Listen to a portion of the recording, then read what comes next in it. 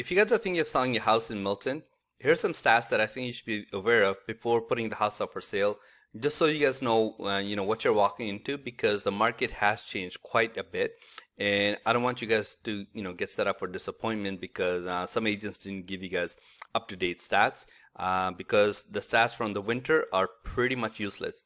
So without wasting time, let's get right into it. And these are the up-to-date stats from the Toronto Real Estate Board for Milton only. Okay, so some of the things we're going to cover in this video are average prices, number of sales in Milton so far in the month of May, cancellations and the importance of that number, price changes, because this number was pretty much non-existent. So price changes just means price drops. Days on market, I think that's good to know, like, how many days you can expect for the house to sit on the market so you guys can make plans accordingly. And at the end of everything, I will try to end on a good note. It's not all bad news. There is some good news for sellers. So let's get right into it. So this is comparing March of this year to April of this year for every type of house: detached, semi-detached, freehold townhouses, condo townhouses, and condos. So these are straight from the Toronto Real Estate Board. I do realize like some Milton listings end up on a different board, but I like to go with the Toronto Real Estate Board stats because they just break it down in more detail.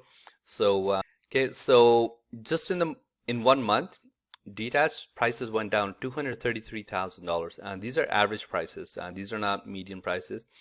So average price went down $233,000 in 1 month for detached. Semis are also down over 80,000. Freehold townhouses, the same thing.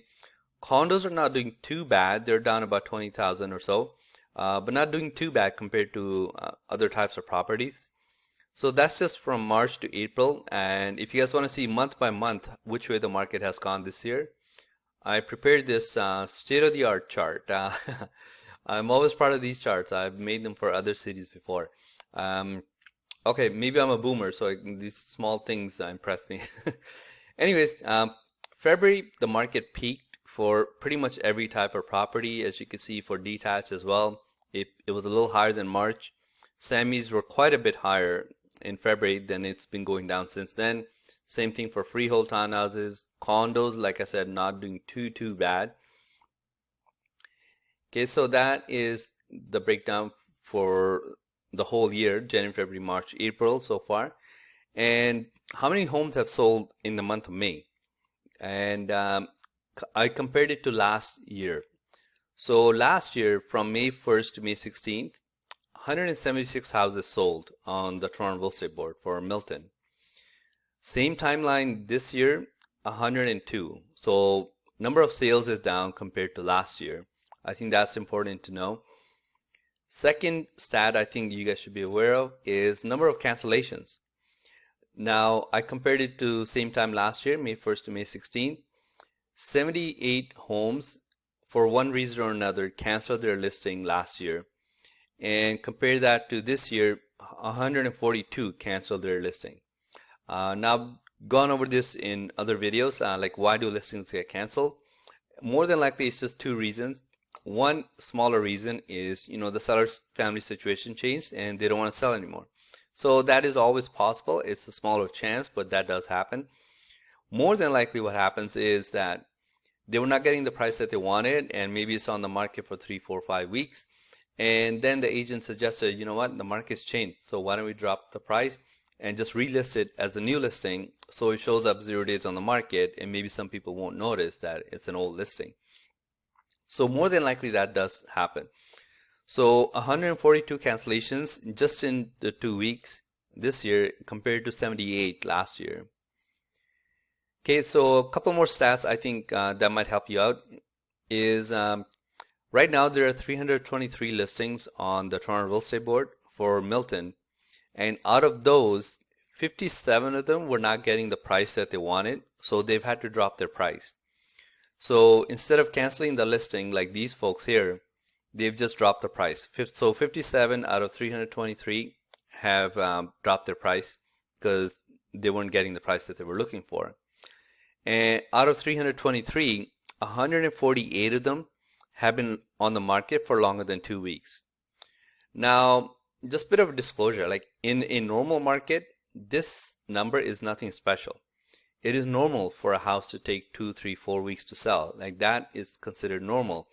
So I would not even consider this any use, except in the past couple of years, especially this winter, the market has been so crazy, it's been so much on fire that this number was almost non-existent. Like these two numbers were very, very low in the winter time. So that's the only reason I'm showing you guys these numbers, because it's good to know which way the market's going. If these were low, very low, I'll show you those as well. But if they're high, I'll show you those as well, because it just shows which way it's going. Is it going up or is it going down? So number of days on the market is up by a lot. Price changes are up by a lot. Cancellations are up by a lot. Number of sales is down. So I know it's a lot of bad news. I'm not trying to, kind of discourage you from selling. It's not like that. I don't want to be the guy who delivers bad news all the time. But I think it's just important to know, just be upfront right from the beginning, because what I do see happening still by some agents, not all agents, like a few agents, they're still advertising that they're going to get you like 20 offers on your house and it's going to sell for a record price in like 2 days. That is a little bit deceiving, because that is not happening anymore. Now, I'm not saying multiple offers are still not going on, because they are. And if you own a nice house, it is possible to get multiple offers and still sell over asking. But the market value has dropped by quite a bit.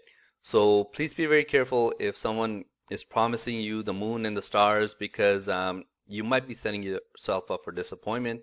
I'm not trying to get into other agents' hands and figure out why they do this. I just want to make you guys aware that that does happen. So you can kind of screenshot these stats, or save this video or something. I'm not saying you have to hire me as your agent. It's nothing like that. This is not a sales video, but it's just good to be aware of the market. Okay, and also it's not exclusive to Milton. I'm sure you guys, are aware of this. You've been watching the news, you've been on Google. It's not exclusive to Milton, obviously. This is detached average price changes from January to April. Burlington, Oakville, Milton, Mississauga, and Brampton. Every single market is down.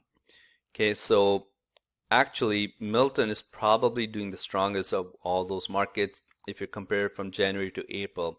And you saw like from March to April, the price was down like 233 or something. But I just wanted to do like the year so far, year to date. So every single market is down, but there is some good news. Now, as we've seen, if you compare your prices from like January to April, yes, everything is down. So there will be some disappointment. There might be some regret. I would probably feel the same way. Like, why didn't I sell 2 months ago? I would have made, $150,000 extra. But if you've had the property for maybe 1, 2, 3, 4 years, you're still going to make a lot of money. What I did was I compared April of last year prices to April of this year. You can see every single type of house is up. Detached prices are up 133. Condos, of all things, condos are up 130,000. Like imagine like in what market, in what timeline. Because I'm probably dating myself. Like back when I started, we used to sell condos for under $200,000. I've been around like 20 plus years.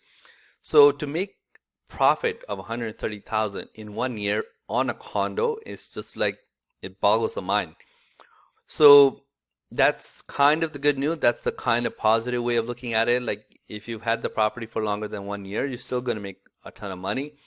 So yeah, that's all I wanted to share with you guys. Like I said before, I am a real estate agent. If I haven't totally turned you off from selling, or you can call me if you guys have any questions at all. If you need to buy or sell, realtorvic.ca is where you can find me. And hopefully you found this useful. If you did, like and subscribe would be awesome, and I'll see you later. Thanks. Bye.